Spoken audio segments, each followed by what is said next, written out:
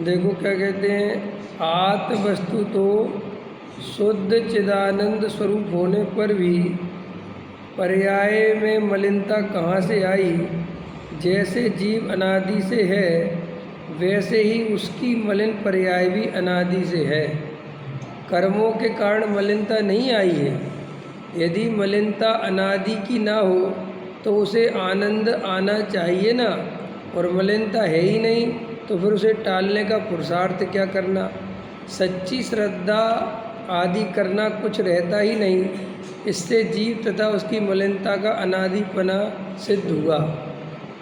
मिथ्या श्रद्धा से मोहित होता हुआ भव सागर में भ्रमता है। अपने को आप भूल हैरान हो गया। अंदर में आनंद कंद अतीन्द्रिय महापदार्थ भगवान है, उसकी खबर नहीं, उसका महात्म नहीं, और कर्म जन्म उपाधि के लक्ष्य से उसमें ही अपना अस्तित्व स्वीकार कर बहिर्मुख को दृष्टि में जो इंद्रियां, अल्पज्ञता, राग द्वेष आदि का अस्तित्व दिखता है उसे अपना मानता है। ख्याल में है ना। इस मिथ्या मान्यता के कारण अनंत बार नरक निगोद में जन्मा मरा, अनंत बार पशु हुआ, अनंत बार देव और मनुष्य पर्याय धारण की। जहाँ सुख नहीं वहाँ सुख माना, अर्थात दुख में सुख माना। यह सब मिथ्यात् से मोहित होने के कारण ही हुआ है। उपजे मोह विकल्प से समस्त ये संसार, कर्म के कारण संसार है, यह बात तो की ही नहीं है। पर में, राग में और उसके फलस्वरूप इंद्रिय भोगों में सुखी की कल्पना, यह मिथ्या दर्शन है, यही संसार है। भगवान आत्मा शुद्ध आनंद कंद सच्चिदानंद प्रभु है। ऐसा अंदर अवलोकन करते ही संसार का नाश होकर मोक्ष होने में देर ही नहीं लगती, परंतु मिथ्यात्व के कारण अनादि से मोहित है। देखो क्या कहते हैं कि गुरुदेव श्री कह रहे हैं, क्या पहले तो आचार्य क्या कहते, देखो पर में सुख है नहीं, पर में क्या अनंत है संसार सागर, जीव काल अनादि से है।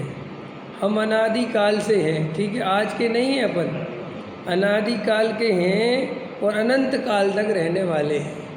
हमारी सत्ता का नाश नहीं होने वाला, हम किसी भी कीमत पर मरने वाले नहीं हैं। तो वो क्या कहते हैं आचार्य कि अनादि काल से यह जीव है और अनंत काल तक रहने वाला है, पर यह जीव दुखी क्यों है। समझ में, हम दुखी क्यों हैं।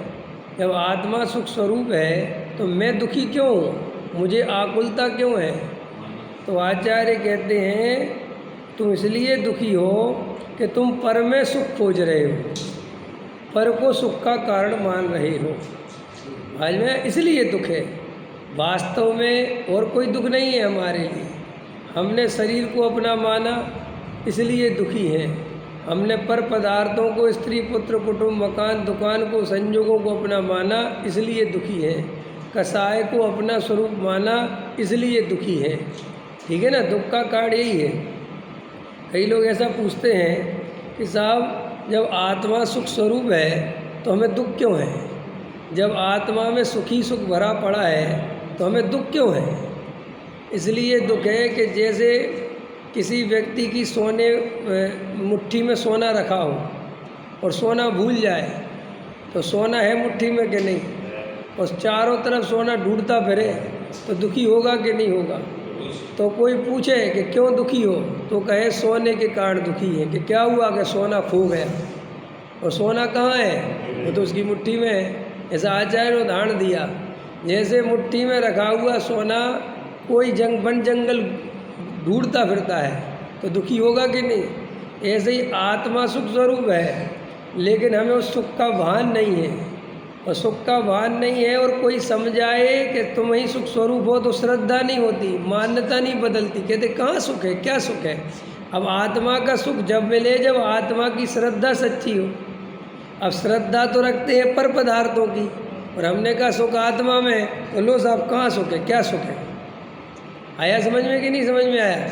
मैंने वो सोचता है कि आत्मा में ऐसा सुख दिखा दो तो हम उठा लेंगे, लेकिन आत्मा के सुख की क्या शर्त है कि जब पर पदार्थों में सुख बुद्धि टूटे और आत्मा में सुख बुद्धि हो, आत्मा में अपनापन हो, तो आत्मा का सुख मिलता है। और लोक में भी ऐसे ही व्यवस्था है, संसार में भी ऐसे ही व्यवस्था है। संसार में कोई भी चीज़ कमानी पड़ती है, उसको पाने का पुरुषार्थ करना पड़ता है, उसके प्रति श्रद्धावान होता है। समझ में आया कि नहीं आया? एक व्यक्ति को शादी करनी है, समझ में आया, स्त्री चाहिए और कहे कि शादी नहीं करना। अब आजकल तो ऐसे ही हो रहा ना, बिना शादी के स्त्री का सुख चाहते हैं, तो क्या होता है, क्या हो रहा है? सुख नहीं हो रहा और महादुख फैल रहा है। हो रहा कि नहीं हो रहा है? क्योंकि ये जो अपन सोचते हैं कि अपन को बिना जिम्मेदारी के सुख मिल जाए, तो वो सुख नहीं होता, उससे तो अराजकता बढ़ती है, दुख बढ़ता है, आकुलता बढ़ती है। क्योंकि जीव को टिकने के लिए कोई अपना चाहिए ना, सुख दुख का साथी चाहिए ना। और जब आज तुमने स्वार्थी बस केवल सुख ही सुख को खोजा, अपने स्वार्थ के लिए जिए, किसी की जिम्मेदारी नहीं ली, तो क्या होगा? जब बुढ़ापा आएगा है तो सारे लोग बिना काम के मरोगे, फिर कोई आने वाला नहीं है कि कोई तुम्हारा सुख दुख में साथ नहीं देगा।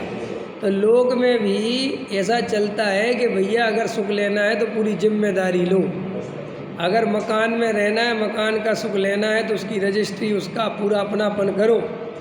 नहीं समझा? धर्मशाला की तरह रहोगे तो वो धर्मशाला की तरह व्यवस्था बनेगी। तो आचार्य कहते हैं कि हमें आत्मा का सुख इसलिए नहीं मिल रहा है कि हमें आत्मा की सच्ची श्रद्धा नहीं है कि मैं आत्मा ही हूँ और मेरा सुख मेरे में ही है। जब तक हमें सुख पर में लगता रहेगा, संयोगों में सुख लगता रहेगा, धन में, संयोगों में, मकान में, दुकान में, कुटुंब परिवार में, विषय भोगों में सुख लगता रहेगा, तब तक हमें आत्मा का सुख मिल ही नहीं सकता। ये पहले नंबर पर समझ लें। हमें ये अंदर में निर्णय करना ही पड़ेगा कि जब तक मैं अपने को आत्मा हृदय से नहीं मानूंगा। अरे लोक में भी कोई मंत्र की सिद्धि करनी होती ना, तो मंत्र के प्रति पूरी श्रद्धा चाहिए। अगर वो मन में ये रखे ना कि अरे क्या होता है इन मंत्रों को फेरने से, और ऐसा मंत्र दिन रात फेरता रहे, तो मंत्र की सिद्धि होगी? ऐसे ही आत्मा की सिद्धि करने में लगे। अपनी दृष्टि तो चमड़े पे है, अपनी दृष्टि तो संयोगों पे है, अपनी सारी सुख की श्रद्धा पर पदार्थों में है, और बस यहाँ मंदिर में भगवान सुखी कर दो। हमें आत्मा का अनुभव कब होगा, हमें हे भगवान आत्मा कब मिलेगा? और एक तिरछी आँख खुली हुई है, आया समझ में?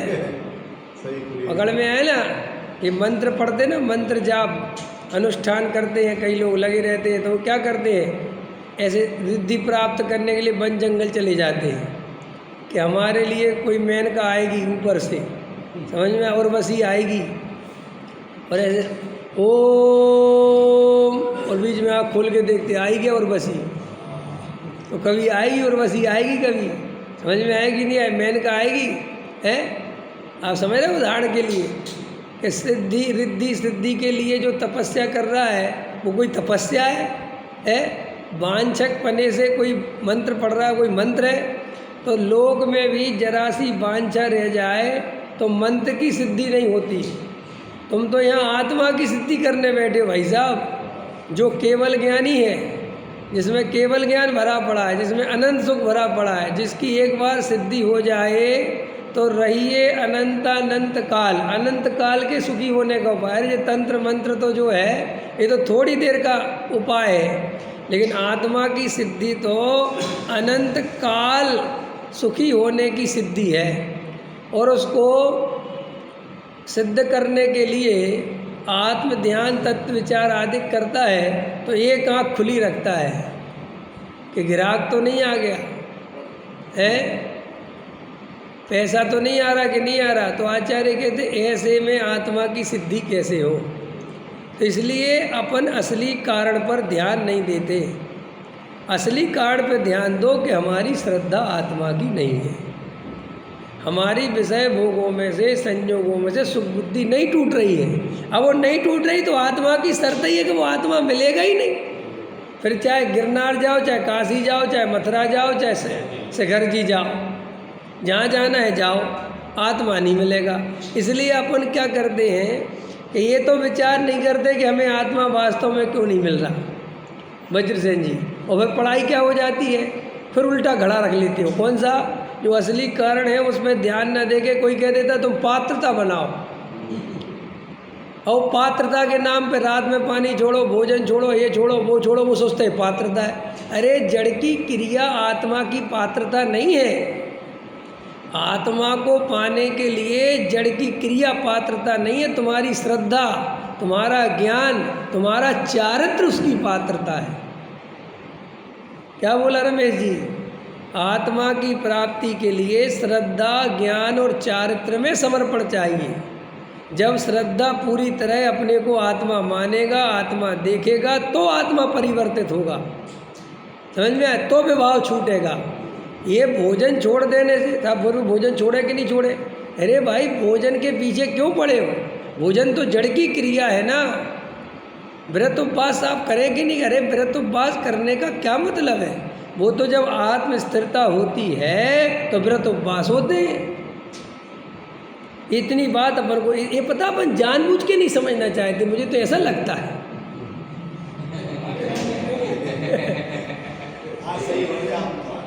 देखो रमेश जी कह रहे हैं, रमेश जी समर्थन करते हैं। मतलब मेरा कहने का मतलब, अब 10-5 साल तो हो ही गई होगी अपन को, इतना लॉजिकल तरीके से, आगम से, तर्क से, युक्ति से, पर गुरु के उपदेश से बराबर सिद्धि कर रहे हैं कि जड़ की क्रिया से धर्म नहीं होता। बराबर सिद्धि कर रहे हैं पूजा पाठ भक्ति से धर्म नहीं होता। बराबर सिद्धि कर रहे हैं आत्मा की श्रद्धा से आत्मा की श्रद्धा होगी। ये सब समझ में आ रही है बात, समझ में आया? फिर भी नहीं समझना चाहता तो इसका अर्थ है कि अंदर से वास्तव में समझना ही नहीं चाहता। वो तो जानबूझ के इधर से उधर, इधर से उधर, इधर से उधर घूमता रहता है। कभी कहीं टाइम पास, कभी कहीं टाइम पास, कभी पता तो सबको है आत्मा की सिद्धि कैसे होगी। कल एक भाई बोले, कमेंट्स लिखा उनने, कह रहे साहब आप नेगेटिव ज़्यादा बोलते हो। समझ में आया कि नहीं आया? नकारात्मक बहुत बोलते हो आप, उड़ाते बहुत और बहुत लोगों की वो करते हो। तो मैंने लिखा, मैं कहा पॉजिटिव तुम्हें पता नहीं है भाई? पॉजिटिव तुम्हें पता है ना, 7 तत्व पता है कि नहीं? आत्मा की सिद्धि कैसे करना पता नहीं है क्या तुम्हें? तो फिर भाई साहब मैं बैठा ही इसलिए हूँ कि तुम्हें सिद्धि क्यों नहीं हो रही है बताने के लिए। गलती क्या चल रही है ये? अरे आप मुझसे कह रहे हो, आप पूज्य गुरुदेव श्री का प्रवचन उठा के देखो, पूरे टाइम क्या बताते हैं? दया दान पूजा भक्ति में धर्म नहीं, आत्मा तो आनंद का कंद है, तू स्वीकार नहीं करता, आत्मा तो इंद्रिय रस से भरा है, तेरे अंदर स्वीकार नहीं है, तू अपने को शरीर आदिक मानता है। दया दान पूजा भक्ति में धर्म नहीं, क्रियाकांड में धर्म नहीं, केवली तेरा भला नहीं कर सकते। पॉजिटिव है कि नेगेटिव है?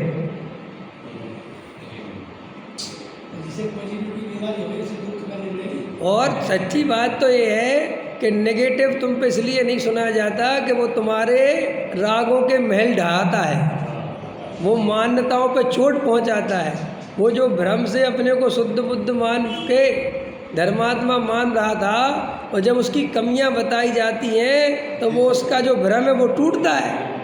नहीं समझ में आया? अब मान के चलो कोई व्यक्ति है, अब आप में से कोई भी व्यक्ति का नाम ले लो, वो पूजा पाठ करता है, बढ़िया स्वाध्याय में आता है, सदा हुआ बंधा हुआ भोजन खाता है शुद्ध। अब उसको यही आके कहो कि बहुत अच्छा जी, बहुत अच्छा, आत्म आराधना के लिए आप बहुत अच्छा करते हो, बहुत ही बढ़िया, आपका तो परिणाम बहुत अच्छा है, तो उसे प्रसन्नता होगी ना, और ये बात आपको पॉजिटिव लगेगी और उसके अहंकार को भी पुष्टि मिलेगी। लेकिन जब मैं कहूँगा कुछ नहीं होता है तुम्हारी जड़ की क्रिया से, आत्मा की श्रद्धा है, तो कहेगा जो तो बहुत नेगेटिव आदमी। भैया ये नेगेटिव नहीं है, वो तुम्हें ऊँट पहाड़ के नीचे लेके आ रहा है कि असलियत पता चले कि इसमें धर्म बुद्धि मान रहे हैं। समझ में? आप किसी भी ज्ञानी को उठा के देखो, चर्चा तो नेगेटिव ही आएगी। नेगेटिव माने जो हमारी कमियां हैं वो बताया जाएगा, हमारी कहाँ गलती, और जिसकी गलती नहीं चल रही भाई साहब वो तो सम्यक दृष्टि है। भाई डॉक्टर के पास स्वस्थ आदमी जाएगा कि बीमार जाएगा, पहले ये बताओ। और कोई डॉक्टर के पास जाए और कहे यार तुम अजीब आदमी जब देखो दवाई देते रहते हो, तो वो कहेगा भाई साहब मैं यहाँ दवाई देने ही बैठा हूँ, और बैठा किस लिए हो, कभी कभी चॉकलेट दिया करो, कभी कभी रसगुल्ले दिया करो। तो वो कहेगा भाई साहब सोना हलवाई पे जाओ वहाँ खा के आओ। है अंत समझ में आया कि नहीं आया? ऐसे ही तुम्हें प्रशंसा सुननी हो तो उधार के पंडितों से सुनो, समझ में आया? जिन्हें आत्मज्ञान नहीं उनसे सुनो, क्यों कि वे बोलेंगे तुम्हारी प्रशंसा, तुम भव्वो निकट भव्वो भावुक करेंगे, ये करेंगे, लेकिन वास्तव में उससे अपन पार होने वाले नहीं है।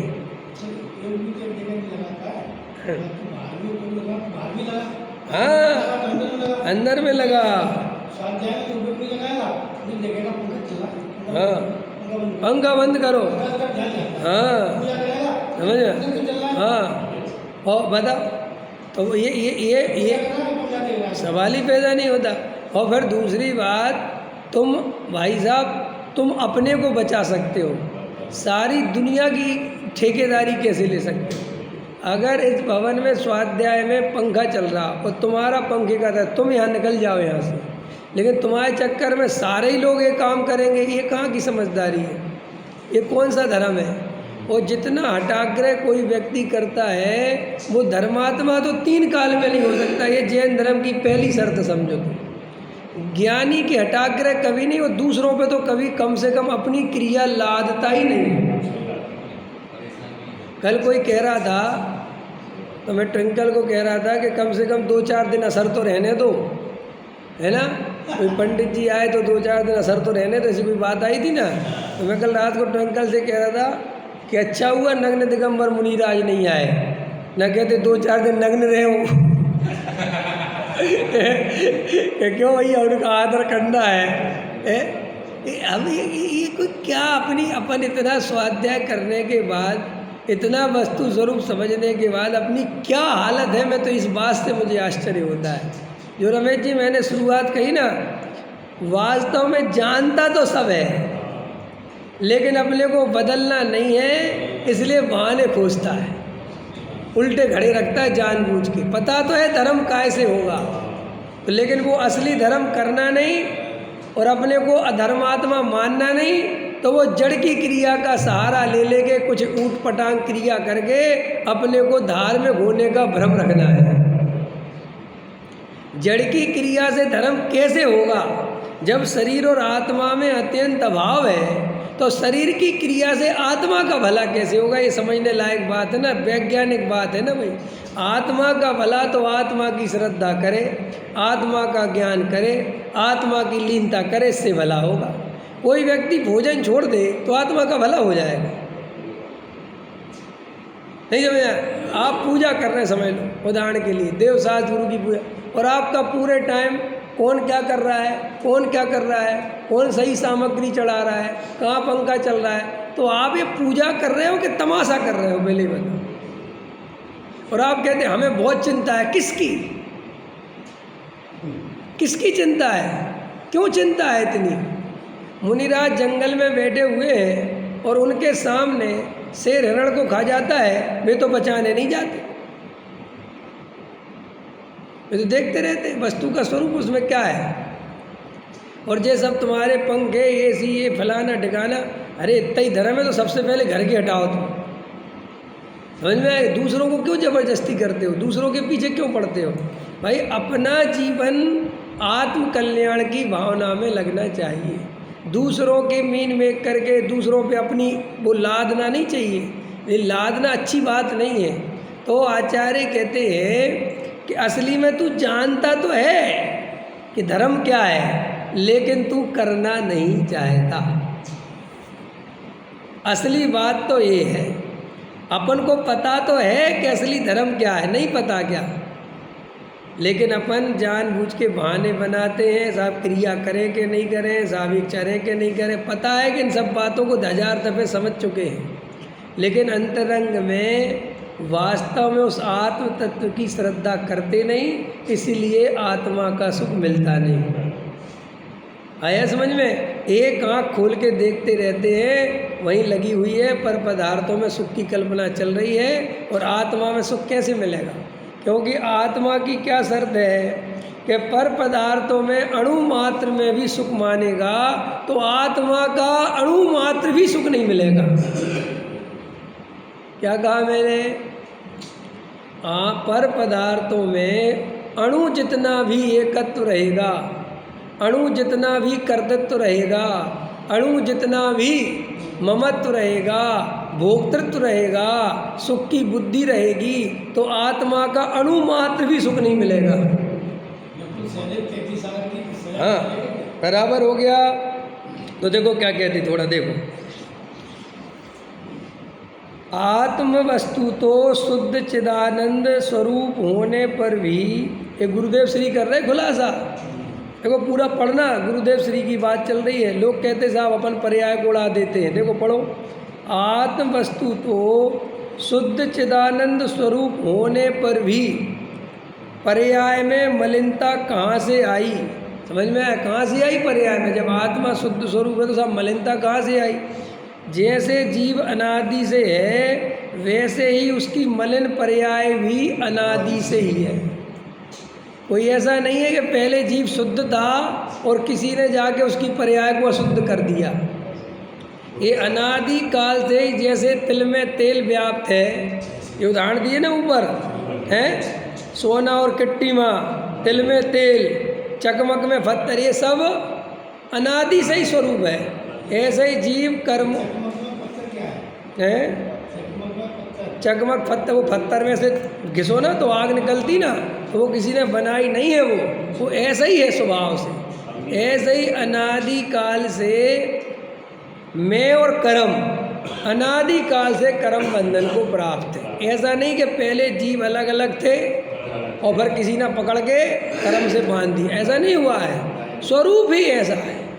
निगोद से जीव की यात्रा चल रही है और यहाँ से वो कर्म से अनादि पने की सिद्धि पड़ा है ना टोडामल जी साहब का, और वहाँ से कर्म चले आ रहे हैं। अब स्वरूप ऐसा है कि जीव जब उसकी भली होनहार हो तो वो अपने स्वरूप को, अपनी शक्ति को, अपनी सामर्थ्य को पहचानता है और वेद ज्ञान के बल से अपने को आत्मा देखता है।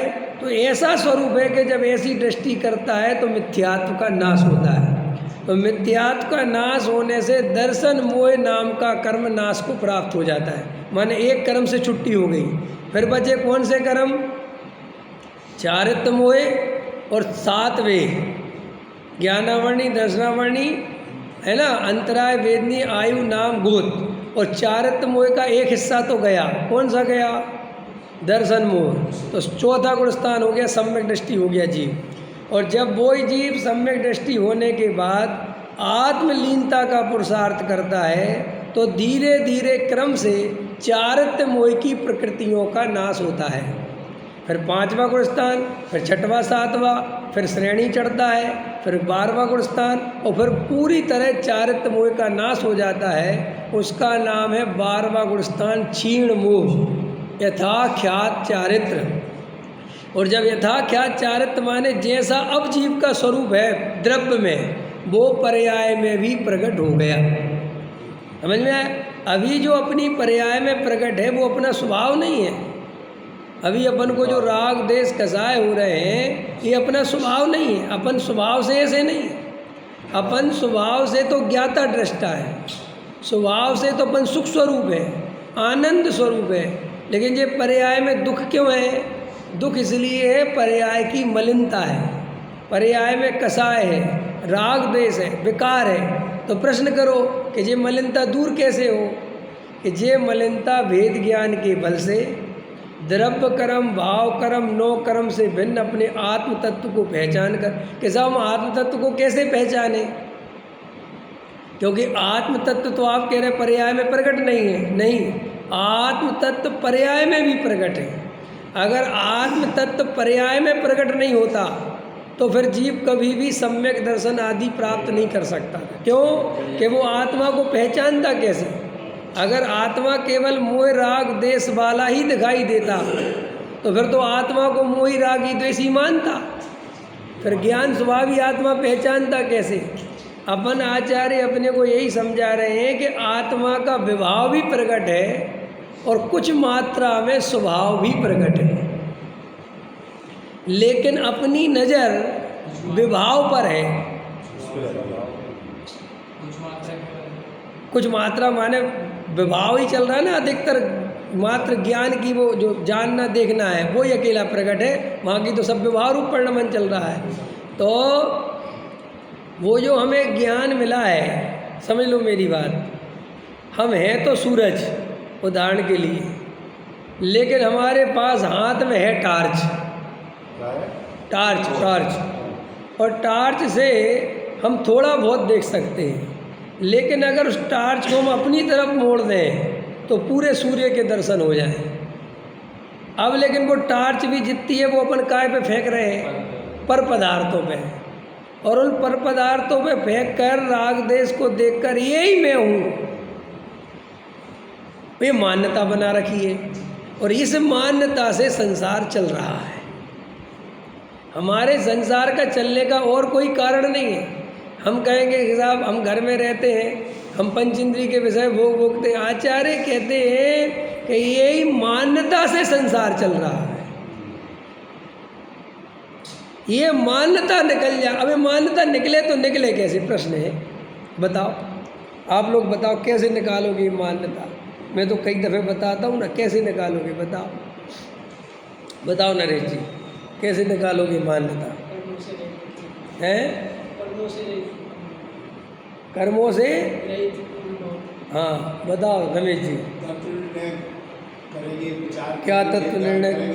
ये शरीर हमारा नहीं है, हाँ सही से बिल्कुल, हाँ पर मैं बुद्धि कर रहा हूँ ये हमारा है, हाँ इसमें तो बहुत अच्छा, बहुत अच्छा। और कोई बोलना? बोलो देवेंद्र जी, बोल लिया करो, मेरी सभा में तो बोल ही लिया करो, बोलो।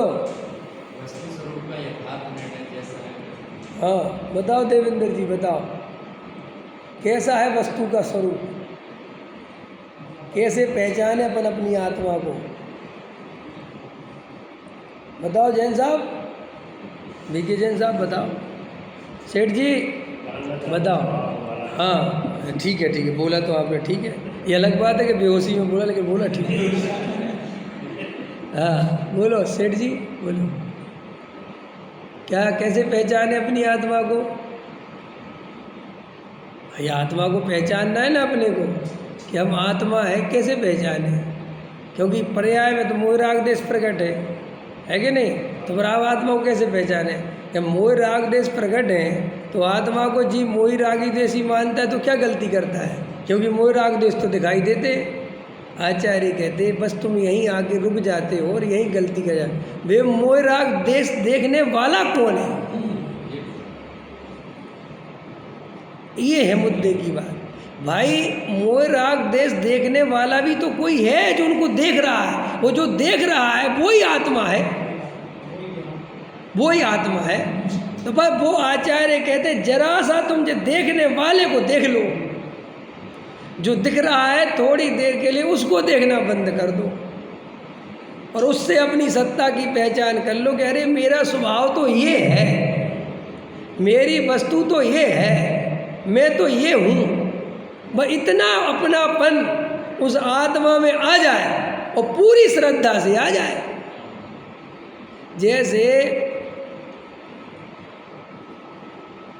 कई जगह होता है ना, चलो उदाहरण दे दूँ आपको, वो रोज़ घटित होता है। इसलिए आप यहाँ से 20 चप्पल 50 चप्पल बाहर उतरी हुई है और एकदम सब मिक्स हो जाती चप्पल, तो तुम अपनी चप्पल छांटते हो ना, अपनी चप्पल की पहचान करते हो ना। और जब ये निश्चय हो जाए कि यही मेरी चप्पल है तो फिर उसमें निशंकतया समझ गए कि नहीं समझ गए?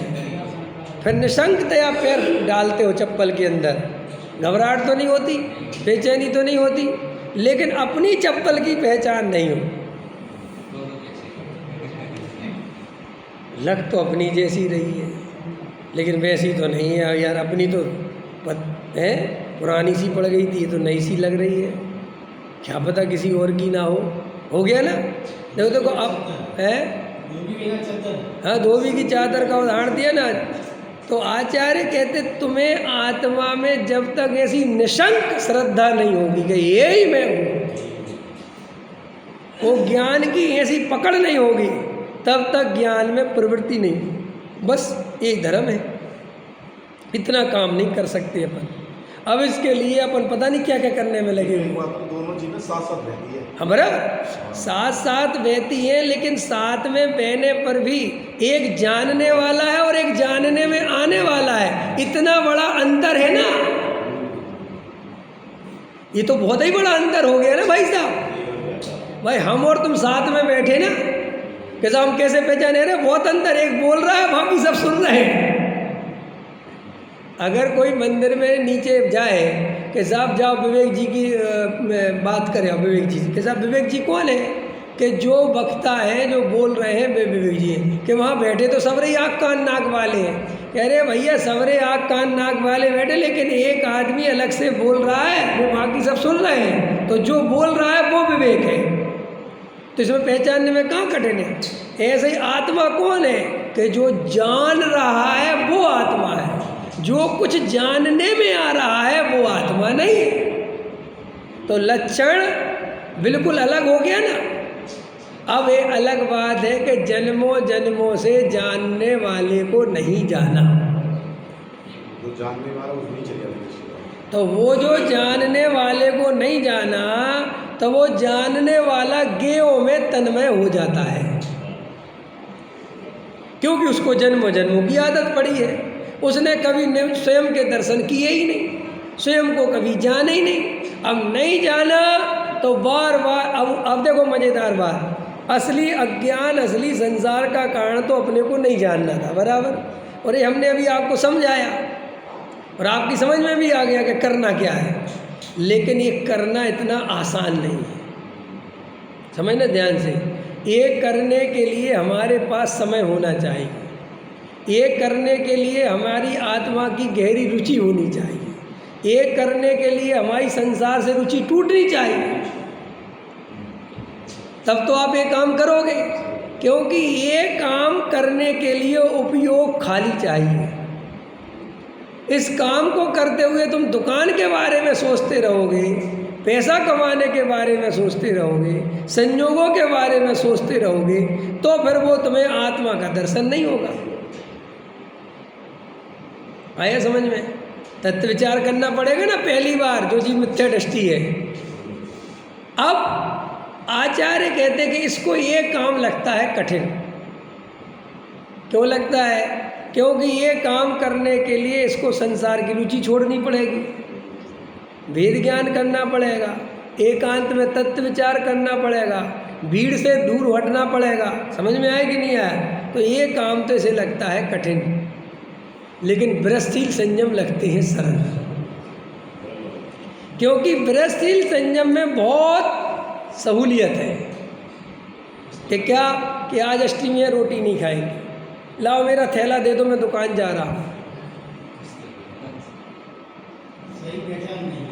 सही पहचान तो है, जानता तो है कि असली धर्म है, लेकिन वो असली धर्म का पुरुषार्थ करने में उसका संसार छूटता है, और उसे संसार छोड़ना नहीं है। आया समझ में? अब आ गया है ना नरेश जी? आज बैठ गई गोटी, गोटी बैठी कि नहीं बैठी? क्या कह रहा हूँ मैं? नहीं समझ में आ रहा? अरुण जी समझ में आ रहा कि नहीं आ रहा? क्या है कि जो स्वाध्याय में बैठते हैं, जिनने समय सार सुना है, जिनने आत्मा सुना है, इतने मूर्ख नहीं अपन के अपन को समझ में नहीं आता कि करना क्या है। कोई मैं आला उदल नहीं पढ़ रहा हूँ, सब समझ में सब आता है। जब मैं जयपुर पढ़ता था, सच बता रहा हूँ हृदय की बात, तो मुझे जब ये धर्म की तत्व की रुचि हुई, तो मैंने क्या किया कि 3 दिन में तो मुझे वो सारा धर्म समझ में आ गया। कितने दिन में? 3 दिन में सब समझ में आ गया। बाल बोध आ गया, तत्व ज्ञान आ गया, वीतराग आ गया, सब समझे, कंसेप्ट ही समझ में आ गया कि धर्म है क्या। समझ में आया कि सब कंसेप्ट क्लियर हो गया मेरे को 3 दिन में। अब मेरे को क्लियर हो गया, और जब बाद में वहाँ पढ़ने चला गया तो मैं बड़े उससे सोचता था कि धर्म इतना कठिन कहाँ है जो इतना पढ़ाया जा रहा है, जो इतना समझाया जा रहा है, समझो ये समझो ये समझो। तो वास्तव में मैं तो कुछ समझता ही नहीं था फिर, क्योंकि मुझे तो ऐसा लगता था ये तो सब समझाया है भाई। क्रमबद्ध पर्याय जो लोगों को समझ में नहीं आती, क्रमबद्ध पर्याय एक लाइन में समझने की चीज है। क्रमबद्ध पर्याय में है क्या? तो क्रमबद्ध पर्याय एक सेकंड में अभी समझाओ क्या है क्रमबद्ध है। जो जिस द्रव्य का जैसा परिणाम, जिस काल, जिस क्षेत्र, जिस निमित्त, जिस पुरुषार्थ से जैसा होना वैसा होता है। और सर्वज्ञ भगवान सर्वगुण पर्यायसु केवलम, सभी गुणों को, उनकी समस्त पर्यायों को एक साथ एक समय में जानते हैं। तो भूतकाल की पर्याय जानते, भविष्य की जानते, वर्तमान की जानते। तो जब भविष्य की जानते तो पर्याय निश्चित होगी जब तो जानते हैं। अनिश्चितता को जानेंगे कैसे? कि साहब जब सब कुछ निश्चित है तो हम जो करें वो करें क्या? बिल्कुल। अगर तुम्हें सुन के ऐसा ही परिणाम आ रहा है तो ऐसा ही निश्चित है तुम्हारा। कि साहब हम कल से तो बढ़िया खाएंगे पिएंगे, तो बिल्कुल तुम्हें ऐसा ही नरक जाना था, यही बात सुन के ऐसे ही जाओगे। मुझे तो क्रमबद्ध पर्याय कभी कठिन लगी नहीं आज तक अपने जीवन में। मैंने कहा यार क्रमबद्ध पर्याय भी लोगों को समझ में नहीं आती, कितना सरल सिद्धांत है। बोलो, सर्वज्ञ सारे लोग को जानते, इसमें किसी को शंका नहीं। तो सब कुछ निश्चित है, इसमें शंका क्यों है? हजारों उदाहरण प्रथमान योग में भरे पड़े हैं। मारीची का, न द्वारका का, इसका उसका, सब कहीं तो भरा पड़ा है। लेकिन अपन को श्रद्धा नहीं होती, इसलिए कि अपन करना नहीं चाहते। समझ में तो सब आता है। मैं क्या कह रहा हूँ, अभी भी कह रहा हूँ, धर्म सबको समझ में आता है कि धर्म होता कैसे है। लेकिन असली धर्म करना नहीं है, इसलिए नकली धर्म से असली धर्म का भ्रम करके संसार में ही रहना चाहते हैं। क्या कहा मैंने? अच्छा बताओ, असली धर्म नहीं पता तुम्हें? हृदय में हाथ रख के तो नहीं पता है। किसको नहीं पता? फिर भी पंडितों के गले पकड़ते रहेंगे, महाराजों के आशीर्वाद लेते रहेंगे, गिरनार जी भटकते रहेंगे, सगर जी भटकते रहेंगे, गौतम भगवान की जय, इनकी जय, उनकी जय करते रहेंगे, इधर उधर घूमते रहेंगे। लेकिन जो असली धर्म है, ये तो ऐसी बात है कि जिसका पैसा देना है उस गली से खुद जानबूझ के बच के निकलता है। समझ में आया कि नहीं आया? और वो टकरा जाता है कहीं तो कहता है भाई साहब पैसा, अरे बस क्या बताऊँ, मेरे को उस गली में आने का टाइम ही नहीं मिल रहा आपके घर। मैं तो कई दफ़े देना चाहता हूँ। किसको मूर्ख बना रहा है कि मैं कोई कहीं जंगल में थोड़ी चला गया और तू उसकी दूसरी गली से तो कई दफ़े निकलता है। अरे ऐसे ही अपन है। असली धर्म तो अपन को पता है, लेकिन अपना असली धर्म का सामना ना हो जाए इसलिए अपन ने जो नकली धर्म ओढ़ रखे हैं, ताकि अपने मन को संतोष बना रहे। आपको पता है जो जितना पापी होता है, जिसने जितना पाप से पैसा कमाया हो, वो उतना ज़्यादा दान देता है। मनोविज्ञान ये कहते हैं। ईमानदारी से कमाया गया पैसा आदमी आसानी से दान नहीं देता। अब वो कैसा पंडित है ये तो सेठियों को बेईमान सिद्ध करने में लगा। अरे मैं कह रहा हूँ खुल के, अरबों रुपए की संपत्ति बिना छल कपट हिंसा के होती नहीं। और जब उसको पता है उसको अपने सारे पाप, तो ये मंदिर बनवा के, दान दे के, ट्रस्ट करके, इस करके अपने पापों को धोने का प्रयास करता है। वो दान नहीं, वो एक प्रकार का प्रायश्चित है। और दूसरी बात टैक्स की भी सहूलियत, दूसरी बात समाज में प्रतिष्ठा भी, मानाधिक का पोषण, और तीसरा प्रायश्चित भी।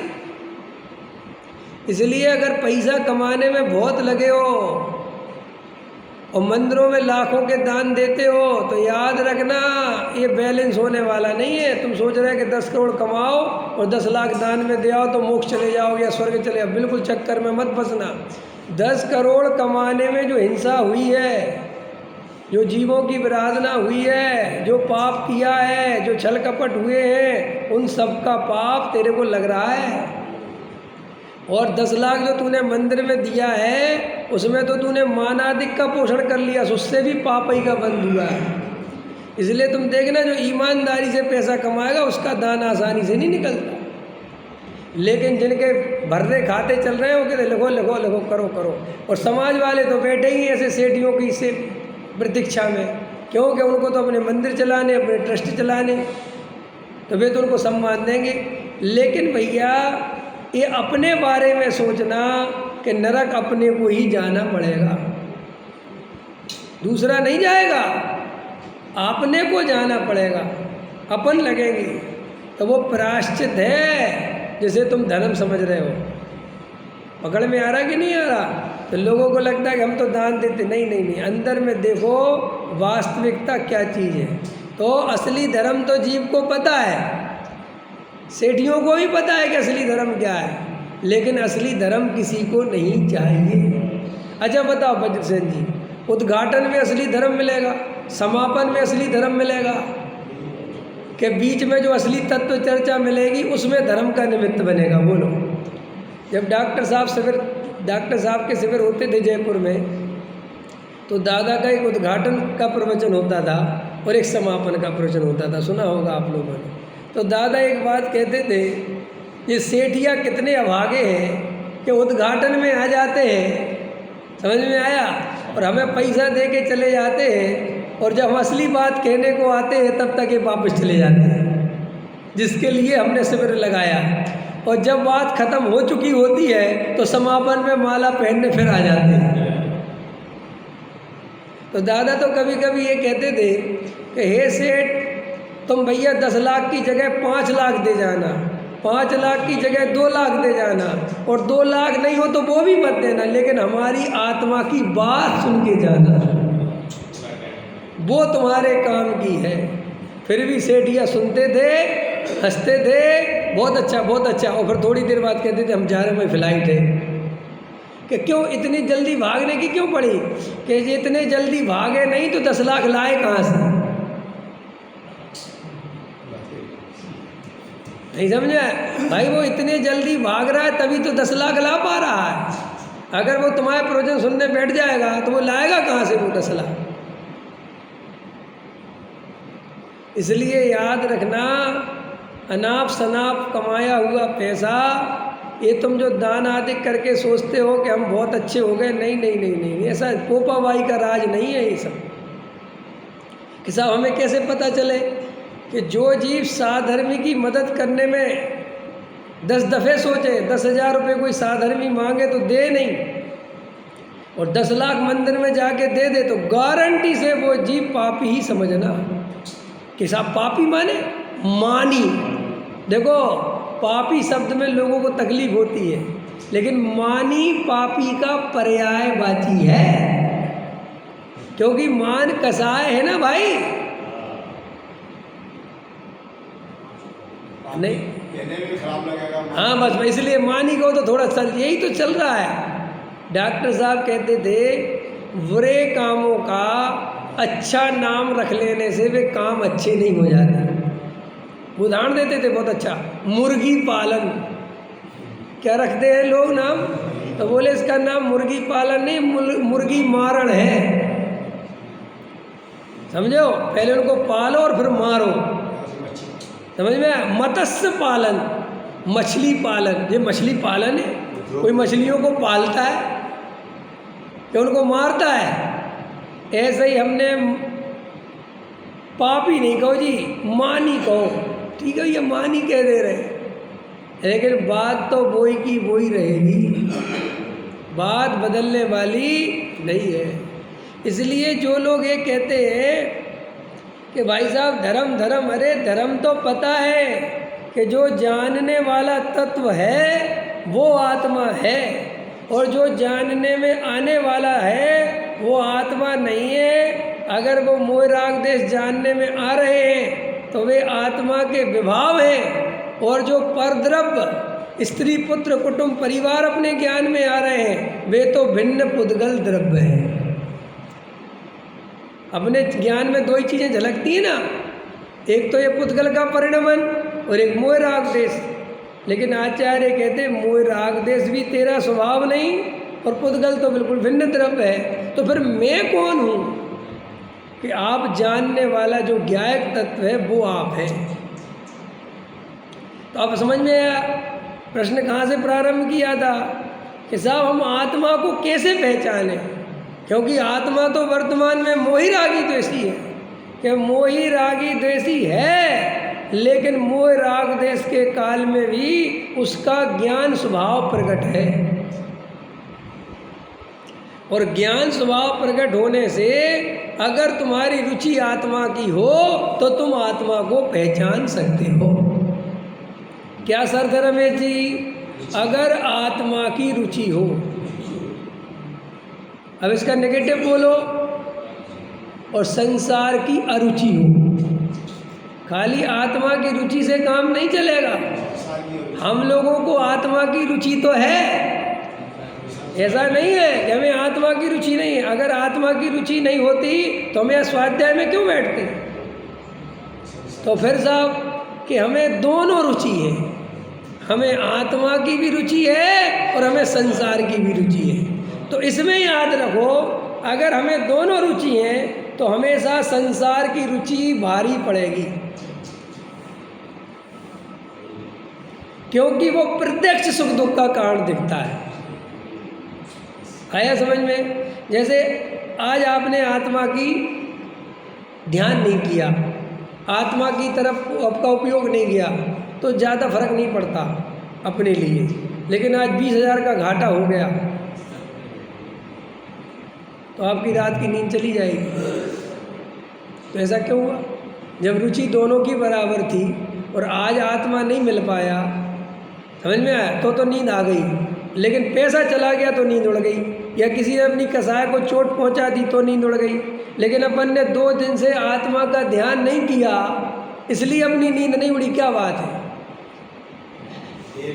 तो ऐसा है, सुनो सुनो, आत्मा की रुचि तो है सुनने की समझने की, लेकिन आत्मा की वैसी श्रद्धा नहीं है जिसके कारण दुख लगे।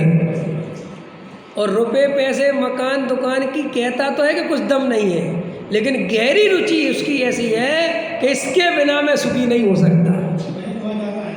हाँ, भजन तो भजन ज़्यादा क्यों है? क्योंकि वहाँ वो सुख का कारण दिख रहा है। कि ठीक है भैया, तुम्हारी आत्मा की बात अपनी जगह है, लेकिन भैया पैसा नहीं होगा ना तो सब बेकार हो जाएगा। बाप बड़ा ना भैया, सबसे बड़ा रुपया। तो वो भजन उसका पैसे पे आया। आचार्य कहते ऐसा भजन जब तक जीव का आत्मा पे नहीं आता तब तक आत्मा नहीं मिलता। इसलिए अपन को पता है कि हमें आत्मा क्यों नहीं मिल रहा। ये आप किसी पंडित से मत पूछो,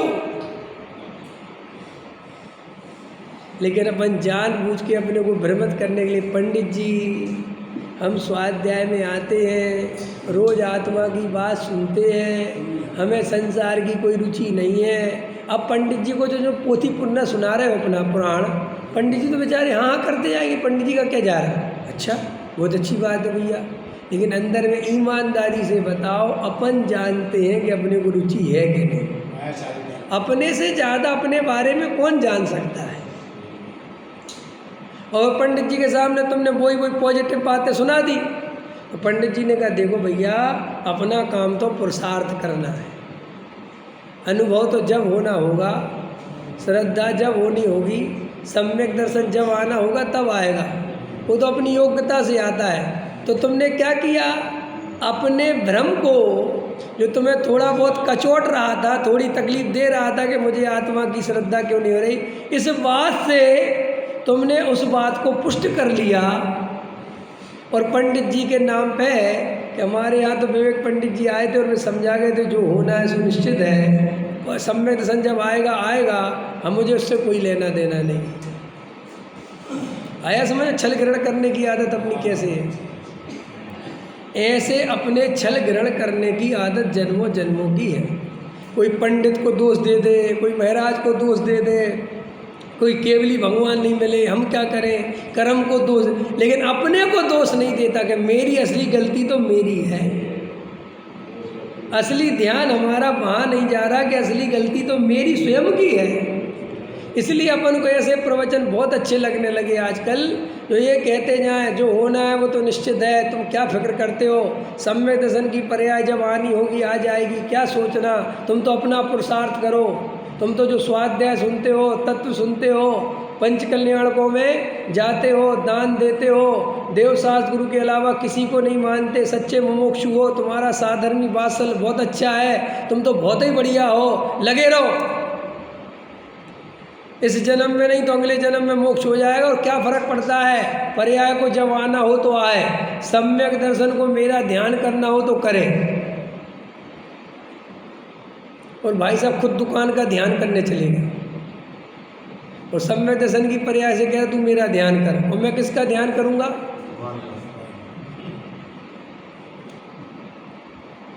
ये पोपाबाई का राज नहीं है, ये परम सत्य है ये बात जो मैंने कही, लेकिन इसमें से छल ग्रहण करने के चांस भी 100% जीव को रहते हैं।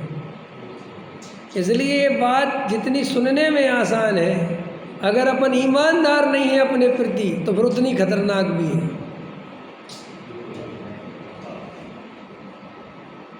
जो जीव अपने दोष जिसे दिखाई नहीं देते वो स्वच्छंदी है।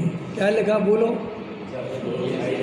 जिस जीव को अपने दोष दिखाई नहीं देते वो स्वच्छंदी है, और दोषों के कारण अपने को दोषी माने तो व्यवहाराभासी है, और दोषों को दोष ना माने तो निश्चयाभासी है, और दोषों को दूर करने का उपाय नहीं करे तो प्रमादी है।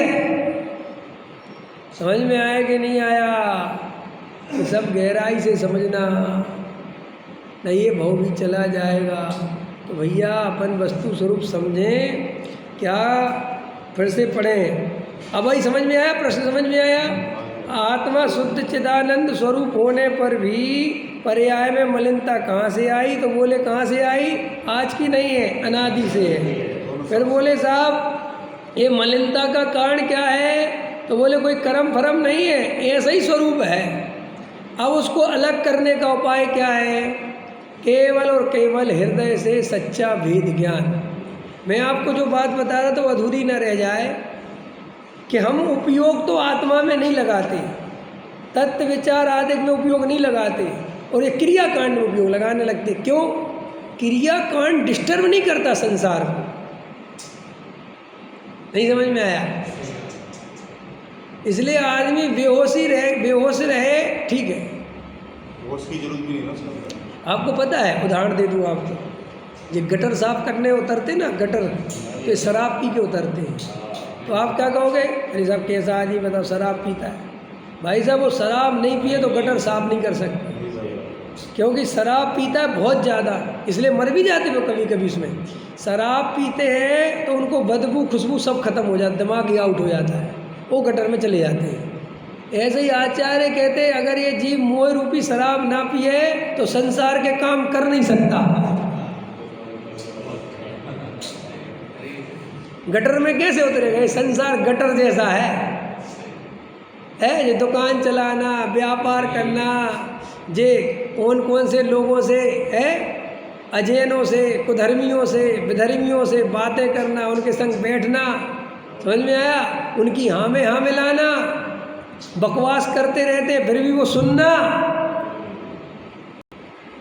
तो आचार्य कहते मोह की मदिरा पीता है तभी बैठता है ना, मोह की मदिरा नहीं पिए होश में रहे तो फिर बात भी कम से कम करने लगता है। बोलो, अपन जब से मोक्षु बने, नकली मोक्षुओं की बात नहीं कर रहा मैं, जो थोड़े आत्मार्थी हैं, अपन अब उन पंच कल्याणकों तक में नहीं जाना चाहते जहाँ वास्तव में अपना भला होने जैसी कोई बात नहीं है। बोलो अपन कितने ईमानदार हो रहे कि नहीं? अगर आपके अंदर जागृति है तो आप संसार में वहाँ जाना बंद कर दोगे जहाँ आपका उपयोग बर्बाद होता है। लेकिन अगर अपने को आत्मा की रुचि नहीं है और अपन को असली काम नहीं करना है तो वे जड़ की क्रिया बहुत अच्छी है। भाई अष्टमी है, हरी मत खाओ और चाहे जहाँ गप्पे मारो, क्योंकि वो हरी आपके उपयोग को नहीं डिस्टर्ब करती, लेकिन आत्म विचार पूरा डिस्टर्ब करता है। अगर अपन ढंग से आत्म विचार कर लो ना बच्चन जी, तो पत्नी भी जो है बहन जी दिखाई देती है फिर। इतनी ताकत है तत्व विचार में। पत्नी बच्चे जीव दिखाई देने लगते हैं और फिर ऐसा लगता है ठगों की टोली है। लेकिन तुम क्रियाकांड करो तो सब सिस्टम बढ़िया चलेगा। फिर आपको कोई दिक्कत, लोग अच्छे देखो सूट वूट पहनते रहते हैं, बड़ी अच्छे सूट वूट पहन के शादी में चले जाएंगे और खूब बतियाएंगे, गप्पे मनाते रहेंगे। अपन कहोगे कुछ लेते नहीं, नहीं शुद्ध लेते हम, शुद्ध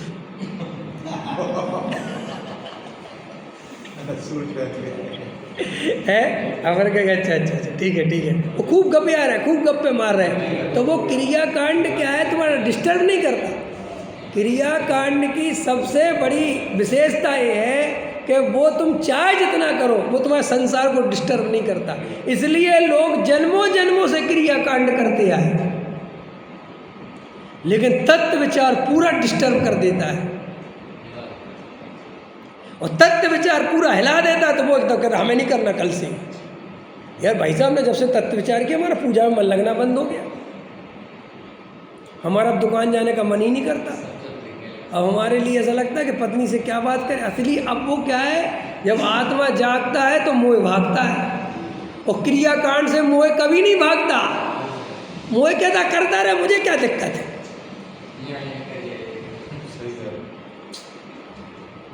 आया समझ में? लोग यहाँ से महावीर जी भाग रहे, शिखर जी भाग रहे, तेजारा जी भाग रहे, चांदनपुर भाग रहे, सब जगह भागते रहो। मोह कहता वेरी गुड, मुझे कोई टेंशन नहीं, जहाँ चलना चलो, वही हम वही बढ़िया पकौड़े वहीं खाएंगे, वहाँ में कहा महावीर जी के खाएंगे। मोह को तुम्हारे क्रियाकांड से कोई प्रॉब्लम नहीं है। और यहाँ तक कहाँ तक प्रॉब्लम नहीं है कि मुनिव्रत धार अनंत बार ग्रेव को जाए। वो कहता तू साधु भी बन जा, तो मोह कहता मुझे कोई आफत आने वाली नहीं है। लेकिन अगर तूने तत्व विचार किया, वेद विज्ञान किया, एकांत में आत्मा में उपयोग लगाया, तो मोह कांपा, फिर मोह कांपता है। आत्मा जागा और मोह भागा। रमेश जी समझ में आया? इसलिए कितने ही पंखे बंद करवा लो, कितने ही चलवा लो, आ रही है कह नहीं पा रही। कोई बात नहीं, कहने से कोई फायदा नहीं है, आ जाए ये काम की बात है। कल एक बात एक हमारे मित्र कह रहे थे, कहने लगे विवेक जी लोगों को तत्व उतनी गहराई में समझ में आए नहीं आए वो तो उनकी योग्यता है, लेकिन वे जीव भी कम प्रशंसा के पात्र नहीं हैं जो ये समझ जाएं कि आप सही बोल रहे हो। क्योंकि इस भीम गली में तो ऐसे लोग हैं जो कह रहे हैं कि जो सही नहीं बोल रहा। समझ में आता है कि नहीं? मैंने अभी आप लोग जो बैठ रहे हो, कम से कम अंदर इतना तो बात समझ में आ गई कि यार यही सत्य बता रहा है।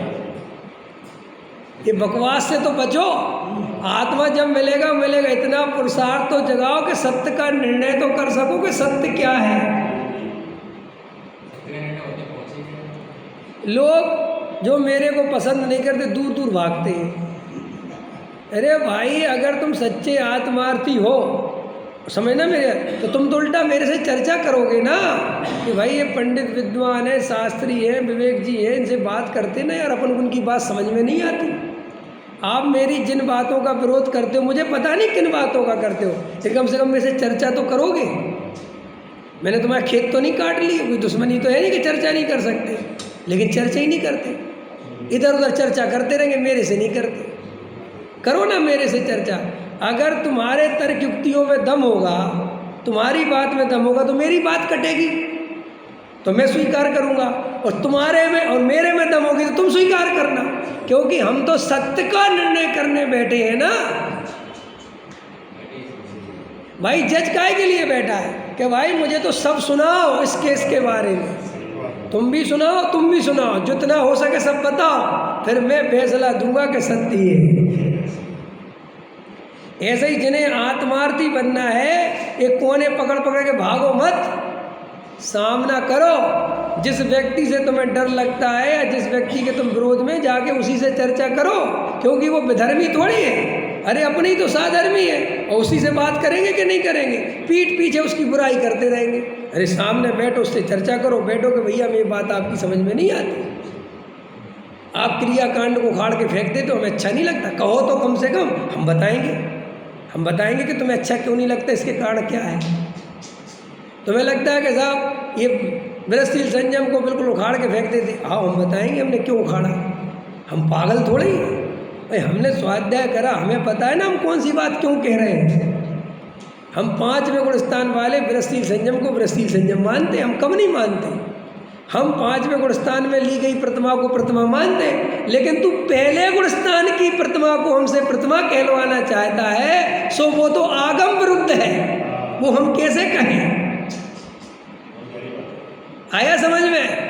तू मिथ्यात्व गुण स्थान में कोई भी क्रिया को धर्म कहलवाना चाहता है, सो वो तो आगम विरुद्ध है, वो हम कैसे कहें। सो हम तो आगम का पालन कर रहे हैं, हम अपनी मनमानी कहाँ कर रहे हैं।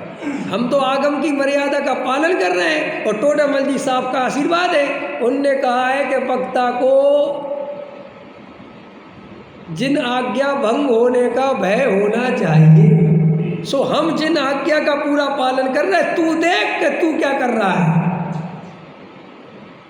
आया समझ में? तू हमसे खोटे दान की प्रशंसा करवाना चाहता है। हाँ, तू हमसे खोटे दान की प्रशंसा करवाना चाहता है, और हमें पता है कि खोटे दान की प्रशंसा करना महापाप है। सो हम कैसे करें? तू क्षयोपशम ज्ञान की प्रशंसा करवाना चाहता है, सो हम क्षयोपशम ज्ञान की प्रशंसा कैसे करें? वो जब धर्म ही नहीं है। आया समझ में कि नहीं? तू अपने अहंकार का पोषण करवाना चाहता है, वो हम कैसे करें?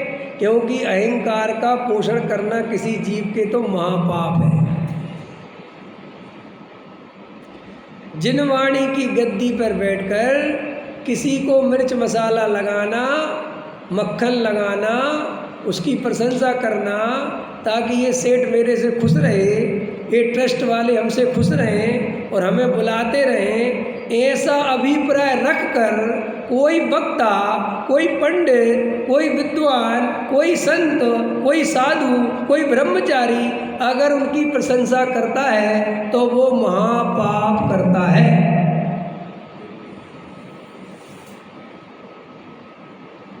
उसे गद्दी पे बैठने का अधिकार नहीं है।